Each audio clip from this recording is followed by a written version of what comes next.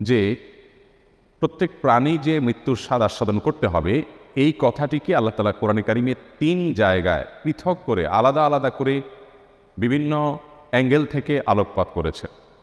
তন্মধ্যে থেকে একটি জায়গা হলো সূরা আলে ইমরানের 185 নম্বর আয়াত। এই আয়াতে আল্লাহ রাব্বুল আলামিন বলেছেন, কুল্লু নাফসিন যায়িকাতুল মাউত, সকল প্রাণীকে মৃত্যুর স্বাদ নিতে হবে। এটিকে ডিনাই করার কোনো স্কোপ নাই, সুযোগ নাই। প্রত্যেক প্রাণীকেই মৃত্যুবরণ করতে হবে। যদি এখানেই শেষ হয়ে যেত তাহলে ব্যাপারটা খুব বড়সড় কিছু হতো না। আল্লাহ তাআলার অনেক সৃষ্টি আছে, একটা গাছেরও প্রাণ আছে, একটা সময় প্রাণ শেষ হয়, শুকিয়ে যায়, কাষ্ঠ হয়ে যায়। তো আমরাও এক সময় মরে শেষ হয়ে যেতাম। ব্যাপারটি যদি এটুকু হতো তাহলে আর খুব বেশি এটা নিয়ে টেনশন করার বিষয় ছিল না।